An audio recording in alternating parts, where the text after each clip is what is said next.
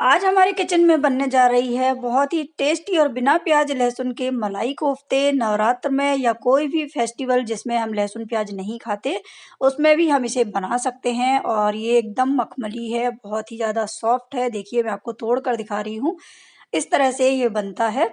तो सबसे पहले इसे बनाने के लिए हम ले लेते हैं 1 टेबल स्पून ऑयल और ऑयल को गर्म होने देते हैं। यहाँ मैं ले लेती हूँ 1 तेजपत्ता, छोटा-सा टुकड़ा दालचीनी का और 2 इलायची, 3 से 4 लौंग, कुछ दाने काली मिर्च के और थोड़ा-सा मैं इसमें जीरा डाल रही हूँ। और पहले खड़े मसालों को अच्छे से भून लेते हैं, अच्छी-सी खुशबू आ जाना चाहिए।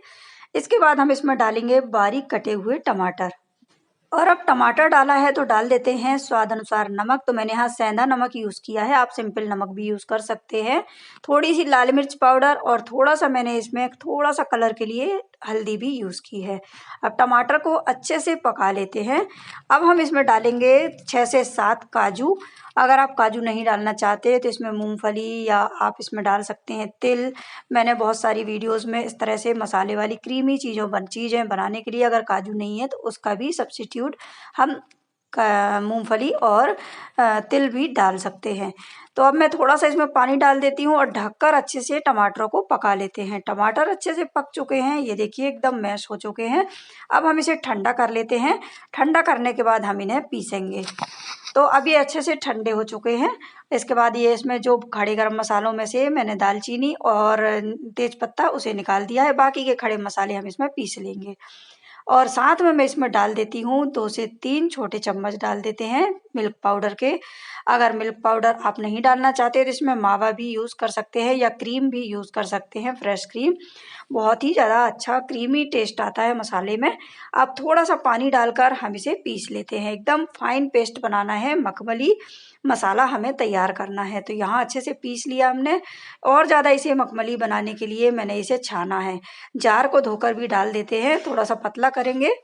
और अब हम इसे अच्छे से छान लेते हैं। ये देखिए ऊपर-ऊपर इसका जो मोटा-मोटा पार्ट है वो निकल गया है, जैसे टमाटर के छिलके वगैरह या कुछ इलायची के टुकड़े वो भी निकल चुके हैं और एकदम फाइन पेस्ट बनकर तैयार हो गया है।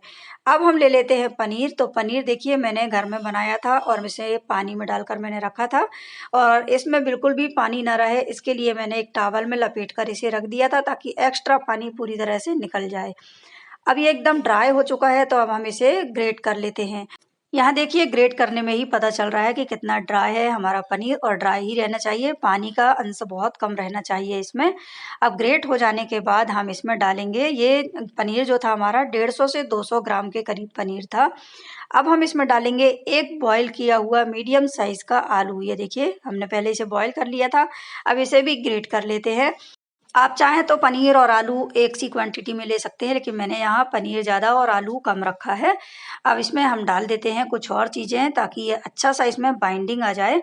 तो मैंने इस तरह की रोज़ की खाने वाली चम्मच ले ली है, उसमें 2 टीस्पून हम इसमें डाल देते हैं कॉर्नफ्लावर या मैदा भी आप डाल सकते हैं। थोड़ा-सा तीखा करने के लिए मैंने हरी मिर्च यूज़ की है बारीक कटी हुई और बारीक कटा हुआ हम इसमें डाल देते हैं धनिया। हरा धनिया बारीक काट लिया है।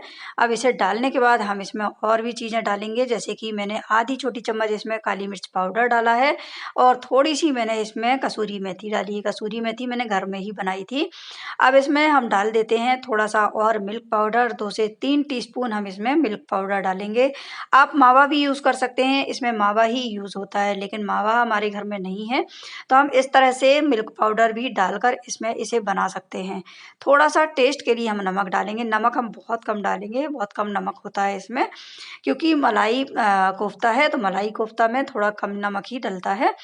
अब क्या करेंगे, इसे देखिए हथेली के नीचे वाले हिस्से से हम अच्छे से इसे पहले मसलेंगे अच्छे से देखिए, ताकि आलू और पनीर एक सा मिक्स हो जाए। इस तरह से हमें इसे मिक्स करना है और इसे डो फॉर्म में हमें ले आना है। ये आसानी से बन जाता है और इसकी अब हम बनाएंगे छोटी-छोटी बॉल्स। ये देखिए डो हमारा तैयार हो गया है और एकदम स्मूथ डो बनकर तैयार होता है। अब इसकी हम छोटी-छोटी बॉल्स बनाएंगे और बॉल्स में हम भरेंगे ये ड्राई फ्रूट। आप कोई भी ड्राई फ्रूट्स ले सकते हैं या मिक्स करके भी ले सकते हैं। तो मैंने यहाँ काजू के छोटे-छोटे पीसेस कर लिए थे और अब हम इसमें से एक बॉल लेते हैं। बॉल को हम इस तरह से चपटा कर लेते हैं। ये देखिए थोड़ा-सा फैला लेते हैं इसे। अब इसके बीच में हम भरेंगे ड्राई फ्रूट। मैंने काजू भरा है इसके अंदर और इसे अच्छे से बंद कर लेते हैं, सील कर लेते हैं। थोड़ी बहुत क्रैक्स अगर रहते हैं तो कोई बात नहीं, क्योंकि हम इसे अभी मैदे में कोट करेंगे, तो वो क्रैक्स रहते भी हैं तो कोई फ़र्क नहीं पड़ता है। लेकिन हम कोशिश करेंगे कि इसे अच्छे से बंद करें। तो ये एक बॉल हमारी बनकर तैयार हो गई है और इसी तरह से सभी बॉल्स हम बनाकर तैयार कर लेते हैं।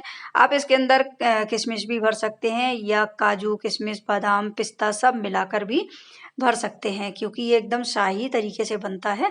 तो इस तरह से हम इसके अंदर भर सकते हैं और अगर आप नहीं भरना चाहते तो कोई बात नहीं, सिंपल भी इसे बना सकते हैं, सादे तरीके से भी बना सकते हैं। अब अच्छे से पैक कर लेते हैं और इस बॉल को भी हम तैयार कर लेते हैं और इसी तरह से सभी बॉल्स हम बनाकर तैयार कर लेंगे। तो यहाँ हमने सभी बॉल्स बनाकर तैयार कर ली है। अब एक कटोरी में मैंने लिया है मैदा, सिंपल मैदा है ये, आप चाहें तो कॉर्नफ्लावर में भी इसे कोट कर सकते हैं। और इसे देखिए, मैंने बॉल को इस तरह से मैदे में कोट किया और इस तरह से हमें इसे रोल करना है एक बार फिर से, और जो एक्स्ट्रा मैदा है ना, हमें इसे झड़ा देना है, ताकि जब हम ऑयल में इसे फ्राई करेंगे तो ऑयल ख़राब ना हो। ये देखिए, इसी तरह से सभी बॉल्स को हम कोट कर लेंगे। ऐसा करने से बॉल्स टूटती भी नहीं है और जो क्रैक्स रहेंगे, क्रैक्स की वजह से बॉल डैमेज नहीं होगी, टूटेगी नहीं। और इसी तरह से सभी बॉल्स को हम तैयार कर लेते हैं। अब हम ले लेते हैं ग्रेवी बनाने के लिए बटर। एक कढ़ाई में हम ले लेते हैं बटर। इसके बाद हम इसमें 2 टेबल स्पून के करीब डालेंगे ऑयल। बटर और ऑयल दोनों मैं यहाँ यूज़ कर रही हूँ। आप चाहें तो सिर्फ ऑयल का यूज़ कर सकते हैं या सिर्फ बटर का यूज़ कर सकते हैं, या मेरी तरह इस तरह से मिलाकर करेंगे। क्योंकि हम मलाई कोफ्ता बना रहे हैं तो थोड़ा सा बटर तो होना ही चाहिए और अच्छा टेस्ट आने के लिए। गरम हो जाने के बाद हम इसमें डालेंगे कश्मीरी लाल मिर्च, 1 चम्मच धनिया पाउडर, थोड़ा-सा इसमें मैंने हल्दी भी यूज़ किया है और यहाँ मैं डाल रही हूँ कसूरी मेथी को हाथ से घिसकर। तवे में थोड़ा-सा हमने इसे सेंक लिया था। और मसाले डालते समय गैस की फ्लेम को या तो ऑफ कर देंगे या एकदम धीमा रखेंगे। अब हम इसमें डालेंगे जो हमने मसाला पीसा था ना टमाटर का और काजू का, इसे डाल देते हैं। इसकी ग्रेवी को मैं पतला ही रखने वाली हूँ, क्योंकि जब हम कोफ्ते डालेंगे ना तो वो अंदर सोखेगी, इसका पानी अंदर सोखेगी और जो हमारा मसाला है वो गाढ़ा हो जाएगा। तो पहले से ही मैंने इसे पतला ही रखूँगी। अब इसे अच्छे से पका लेते हैं। अच्छे से मिक्स करने के बाद बहुत ही टेस्टी और बहुत जल्दी हमारी ये ग्रेवी बनकर तैयार हो जाती है। देखिए, अब मैंने इसमें थोड़ा-सा नमक और डाला है। पहले भी हमने नमक डाला था, तो ध्यान से हमें डालना है नमक, और शक्कर डालने की कोई ज़रूरत नहीं है, क्योंकि हमने इसमें मिल्क पाउडर डाला है। अगर आप मावा का यूज़ कर रहे हैं, थोड़ा-सा इसमें शक्कर डालेंगे, क्योंकि थोड़ा-सा स्वीटनेस तो रहना ही चाहिए मलाई कोफ्ते में। और इसकी ग्रेवी वाइट भी बनती है, लेकिन मुझे वो वाइट वाली अच्छी नहीं लगती, तो मैंने इसे येलो में बनाया है। वाइट वाली का कभी फिर आपको वीडियो बनाकर बताऊँगी। इसमें हमने डाल दिया है पानी और अच्छे से इसे हम बॉयल करेंगे। अब मैं इसमें डाल रही हूँ किचन किंग मसाला, बहुत ही अच्छा टेस्ट और खुशबू आती है, तो इसे ज़रूर डालें। और इसके बाद अच्छे से बॉयल हो गया है, हमारी ग्रेवी लगभग तैयार हो गई है, तो हम इसमें डाल देते हैं घर की फेंटी हुई मलाई है ये, मैंने इसे छन्नी में छान लिया था और ज़्यादा स्मूथ करने के लिए। आप चाहें तो फ्रेश क्रीम का भी यूज़ कर सकते हैं, और क्रीम डालने से ये और ज़्यादा रिच हो जाती है। और मलाई कोफ्ता है तो मलाई तो पड़ना ही चाहिए। और हमने इसमें वैसे डाला है मिल्क पाउडर, तो अगर मलाई नहीं भी है तो कोई फ़र्क नहीं पड़ता। तो इसमें हम डाल देते हैं लास्ट में धनिया पत्ता, और यहाँ हमारी ग्रेवी तैयार हो चुकी है। अब हम गैस को बंद कर देते हैं और यहाँ हम कोफ्तों को फ्राई कर लेते हैं। कोफ्तों को फ्राई करने के लिए तेल अच्छे से गरम होना चाहिए, मीडियम फ्लेम पर गरम होना चाहिए। और इसे हम पहले एक कोफ्ता बनाकर तैयार करते हैं। इसमें हम देख लेते हैं कि कोफ्ता कहीं फट तो नहीं रहा है। और हाई फ्लेम या मीडियम फ्लेम पर इसलिए तलना ज़रूरी है, अगर हम इसे कम फ्लेम पर या लो फ्लेम पर फ्राई करते हैं तो कोफ्ते फटने लगते हैं। तो इसे मीडियम फ्लेम पर तेल को गरम करना है और मीडियम फ्लेम पर ही तलना है।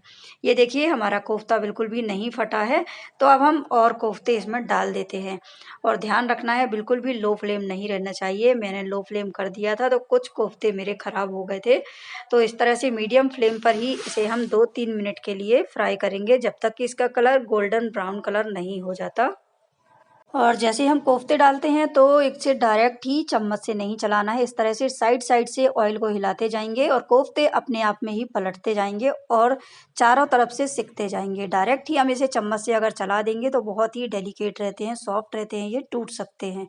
तो यहाँ देखिए, कलर आने के बाद मैंने इसमें चम्मच लगाया, ये देखिए, नहीं तो मैं चारों तरफ ऑयल ही घुमा रही थी। अब ये अच्छा-सा कलर आ गया है इनमें, तो अब हम इन्हें निकाल लेते हैं और इसी तरह से सभी कोफ्ते हम तैयार कर लेते हैं। और मैं आपको बता दूँ कि ये मेरी बचपन की रेसिपी है, मैं इसे बचपन से बनाना चाहती थी, लेकिन मैं इसे बना नहीं पा रही थी। मुझे डर था कि कहीं ये खराब ना हो जाए, लेकिन मैंने इसे बनाया और पहली बार में ही मेरी रेसिपी बहुत अच्छी बनी। तो आप भी इसी तरह से बना सकते हैं अपने घर में। बहुत ही कम इंग्रीडिएंट के साथ बनकर तैयार हो जाती है। घर में जो हमारे अवेलेबल रहते हैं उनसे ही हम बना सकते हैं। और मैंने इसमें जो मिल्क पाउडर का यूज़ किया है, तो आप मिल्क पाउडर यूज़ अगर नहीं करना चाहते तो मावा का यूज़ करें, लेकिन ज़रूर करें, इससे बहुत अच्छे मलाई कोफ्ते बनते हैं। अब देखिए मैंने इसी तरह से और भी कोफ्ते डाल दिए हैं और सभी कोफ्तों को हम अच्छे से फ्राई कर लेंगे, अच्छे से ब्राउन कलर होने तक। 2 से 3 मिनट तक हमें इन्हें फ्राई करना है ताकि कोफ्ते अंदर तक सिक जाएँ, नहीं तो कच्चे-कच्चे लगते हैं और मीडियम फ्लेम पर ही सेकना है। इन बातों का ध्यान रखते हुए हमें मलाई कोफ्तों को सेक लेना है। तो सभी कोफ्ते बनकर तैयार हो गए हैं। अब हम इन्हें डालेंगे ग्रेवी में। ये देखिए बहुत ही अच्छे कलर भी आए हैं और अंदर तक कोफ्ते सिक गए हैं। अब आप चाहें तो इन्हें डायरेक्ट ग्रेवी में डाल सकते हैं या मेरी तरह इस तरह से एक बोल में या जिसमें हमें सर्व करना है उसमें हम डालेंगे ग्रेवी, उसके ऊपर डालेंगे कोफ्ते और इसके ऊपर फिर से हम ग्रेवी डालेंगे। ऐसा करने से हमारी ग्रेवी सर्व करते ही अच्छे से बनती है। आप चाहें तो उस तरह से भी डाल सकते हैं, कोई प्रॉब्लम नहीं है, बिल्कुल भी नहीं टूटेंगे, ये मेरी गारंटी है। जैसे मैंने आपको बताया है बस उस तरीके से बनाइए, आपके भी मलाई कोफ्ते बहुत ही टेस्टी बनेंगे, यम्मी बनेंगे और ये बिना प्याज लहसुन के हैं तो आप इसे फास्ट में भी बना सकते। तो तैयार है बिना प्याज लहसुन का बहुत ही टेस्टी मलाई कोफ्ता। आपको वीडियो कैसा लगा इसके बारे में ज़रूर बताइए और मेरे चैनल को लाइक, सब्सक्राइब एंड शेयर ज़रूर कीजिए। मिलते हैं अगली वीडियो में नेक्स्ट रेसिपी के साथ में।